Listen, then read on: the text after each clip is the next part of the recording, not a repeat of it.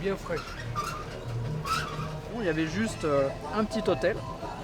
Et je suis arrivé ici et il n'y avait vraiment rien, donc j'ai commencé à travailler autour. Et puis je travaillais pour des hôtels, puis après j'ai monté le bateau. Alors la compagnie de bateau c'était 2018. D'accord. Et ce bateau, celui-là, ça fait 1 an et demi.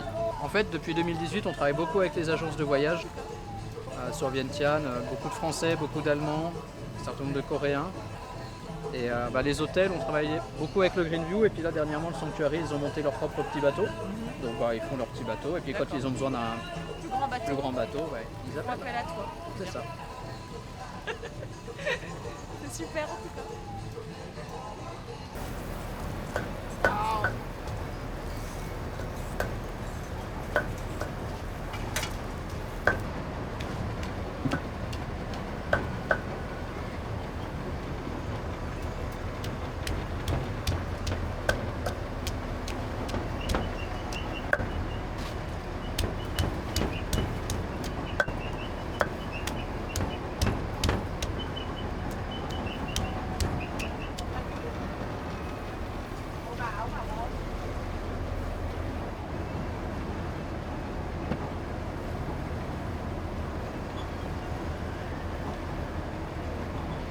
Travaillez sur le bateau, madame?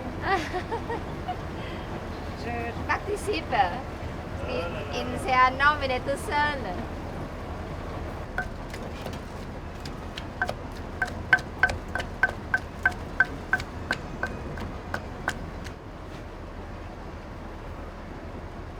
Sam. Bảo bố đi con. Mẹ đang bận giúp chú. Con bảo bố đi. Sam, Sam.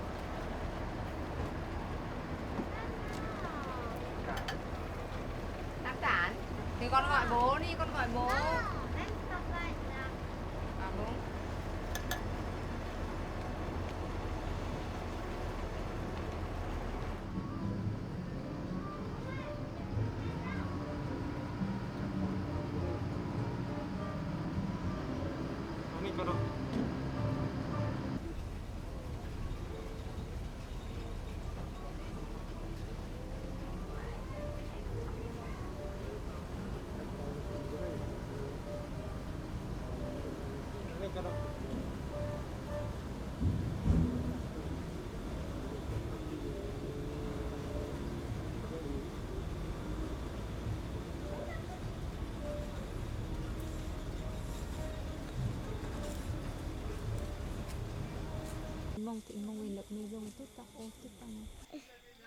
T'as vu?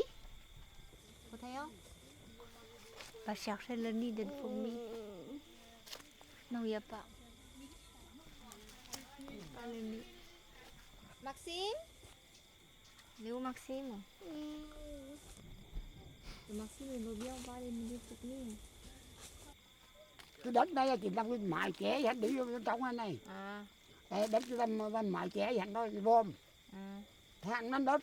Nhưng mà hắn cần phải còng đất lên để mà ấy chứ. Đất để răm thì trẻ thì vôm. Nhưng mà hắn phải còng đất lên. Còng đất lên, thả. Nó thì vôm hẳn đi vô bên trong. Anh giải thích tỉ mỉ lắm. Đây đường này. Bà Win sống tu được tục nêu batu. Đây chú đông là.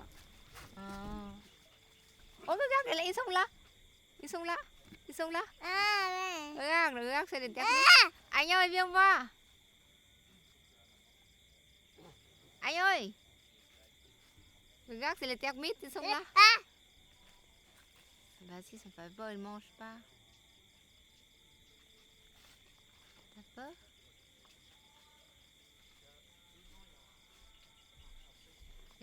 On appelle papa. Papa! Papa, viens voir. Regarde, avec les gourdons, là, regarde, c'est gourdons pour manger le bois. T'as vu les gourdons? Hein?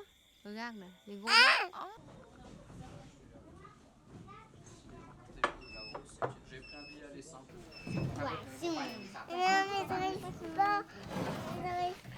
Mẹ sẽ đưa cho con, mẹ sẽ bỏ rét ra, voilà, tu peux manger comme ça.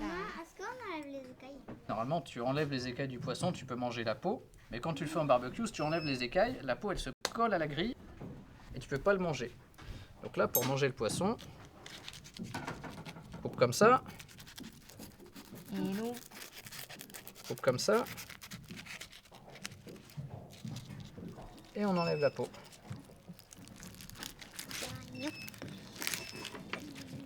Et voilà. Je pense que ma fille va se régaler là. J'avais fait un premier voyage en tant que touriste il y a une douzaine d'années. J'avais commencé par le Cambodge et puis j'étais remonté par le Laos, Thaïlande, tout ça. Ça m'avait bien plu parce que c'est beaucoup plus calme que les pays d'à côté, il y a quand même beaucoup moins d'habitants. Et il y a 9 ans maintenant, je travaillais en Thaïlande et je donnais des cours de cirque à côté de Chiang Mai et je suis venu en vacances dans le village, au bord du lac.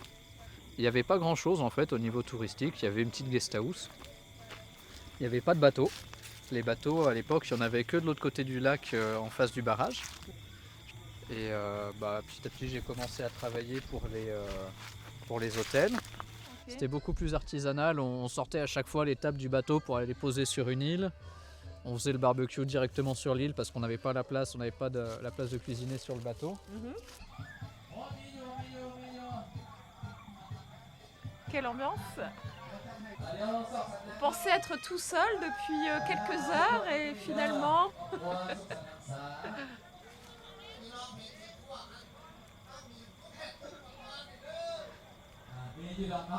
Ça c'est du Laos, c'est un mariage ça? Ah, c'est un mariage. Ouais, lui il est en Est-ce que c'est costume, le- c'est un mariage, c'est Est-ce sûr. que tu penses que c'est le type de prestation que tu pourrais aussi proposer sur, Les mariages, j'aimerais bien. Ouais. sur ton bateau? Les événements privés comme ça, les mariages, les bassis, les trucs comme ça. On en a déjà fait quelques-uns avec l'autre bateau. On a fait le toit très haut, le toit est à 3 mètres de haut pour qu'on puisse avoir vraiment du vent en dessous pour que ça rafraîchisse. D'accord, ok. Ça permet aussi d'avoir très peu le bruit du moteur quand on est sur le toit, quand on est au deuxième étage, on n'entend quasiment pas le bruit du moteur. On a installé un petit système de son qui est en 12 volts mais qui permet quand même de mettre de la musique. Et l'idée c'est d'avoir un bateau qui soit aussi modulable que possible, c'est-à-dire qu'on peut faire des fêtes l'après-midi où on enlève les tables, les chaises et on fait une piste de danse au milieu, on a 60 mètres carrés de piste de danse. Il y a des ventilateurs sur l'arrière du bateau parce que comme on a le barbecue, il ne faut pas qu'il y ait les odeurs du barbecue qui remontent. Il y a le pot d'échappement qui est à l'arrière aussi, donc comme ça permet de souffler. Le moteur c'est un gros moteur mais on a mis beaucoup de cils en bloc pour éviter que ça fasse des grosses vibrations ou que ça fasse trop de bruit. Il y a quand même, il est fermé, c'est une plaque métallique avec au-dessus un plancher. Et en général on tourne au ralenti, donc le moteur il tourne à 1500-1600 tours minute, donc ça fait pas beaucoup de bruit.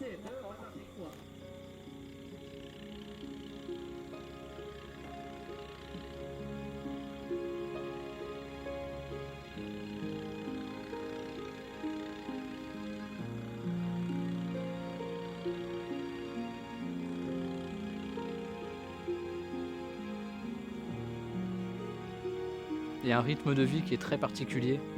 C'est des grands espaces avec pas beaucoup de gens. Et au Laos, il y a... c'est pas du pacifisme, mais il y a une espèce de truc dans la non-violence où vraiment les mecs ils veulent pas arriver au conflit. C'est une façon de vivre, un ça. slow living comme on dit maintenant, C'est ça, de il plus y en a, plus. il y a vraiment un truc où c'est le beau Penyang, Mhm. il n'y a pas de problème. Ouais, il y a une expression qui m'a toujours fait marrer, il y a beaucoup de Lao qui disent Lao PDR, c'est pour Please Don't Rush. Ok, ouais, donc, Et ça- ça leur correspond pas mal en fait, ils sont toujours dans éviter la conflictualité. Et pour quelqu'un qui est assez nerveux, en fait, c'est l'équivalent d'une thérapie. Pour rester là, il faut apprendre à...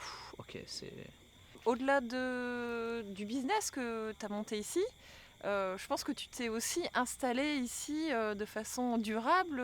J'ai cru comprendre que tu étais marié, Ouais. ou en couple en tout cas, avec Marié. des enfants. Marié, c'est illégal d'être en couple sans être marié. Ah d'accord, ok. Donc tu as vraiment adopté la Ouais, façon de vivre laotienne. Ouais. Bah, maintenant, de toute façon, c'est clair que moi, j'envisage pas de rentrer en France hors vacances, on va dire. Mhm. J'y retourne de temps en temps pour voir la famille. J'ai encore pas mal de famille là-bas, mais au bout d'un mois, je sens très bien que c'est pas possible. Et aujourd'hui, en France, je serais incapable d'ouvrir un compte en banque. Enfin, la dernière fois que je suis rentré, j'ai essayé d'acheter des cartes SIM pour mon téléphone, d'acheter un ticket de métro à Lyon. Tout te paraît compliqué. C'est compliqué. Alors que j'ai habité à Lyon quand même pendant 2 ans, donc je suis Mhm. pas non plus le touriste perdu dans la grande ville, mais c'est compliqué. Je me sens beaucoup plus chez moi ici qu'en France. Et c'est un truc, je pense, que la plupart des immigrés connaissent à un moment ou à un autre de leur parcours. Et c'est très particulier, c'est d'avoir le choc culturel quand on rentre chez soi. Quand on rentre chez soi, mais voilà. Enfin, quand on rentre Voilà. dans son lieu de Dans naissance. son lieu de naissance. C'est Parce qu'ici, oui, voilà, on parlait de terre d'adoption tout à l'heure. Il y a C'est même ça. plus, on n'est même plus sur une notion d'expatrié ici. Tu as Non. planté tes racines ici. Tu as des C'est enfants ça. ici également. C'est ça, j'ai Euh. 2 enfants ici, je suis marié. Puis bon, ben voilà, j'ai les bateaux, j'ai ma maison. J'ai encore quelques copains en France, mais on s'appelle de temps en temps. Et est-ce que tu as encore des projets ici Là, l'idée pour toi, c'est vraiment de développer ton business autour de ce bateau. Sur le district de Vang Vieng, il y a très peu d'activités qui sont basées sur le savoir-faire typiquement laotien. Un bateau sur un lac, bon, c'est pas une trouvaille typiquement laotienne, hein. Il y a beaucoup de lacs, il y a beaucoup de bateaux. Nous, ce qu'on fait un petit peu de particulier, c'est qu'on reprend la cuisine laotienne pour faire nos repas. Mhm. Mais par contre, au Laos, il y a quand même un savoir-faire vraiment traditionnel sur le tissage, la fabrique en soie, etc.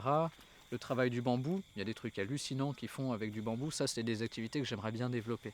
Mais puis, sur un terrain, on est en train de monter une espèce de ferme avec principalement des fruitiers et un petit peu de légumes. Et le but, ce serait d'avoir aussi des poissons et de pouvoir alimenter le bateau uniquement avec des produits de chez nous.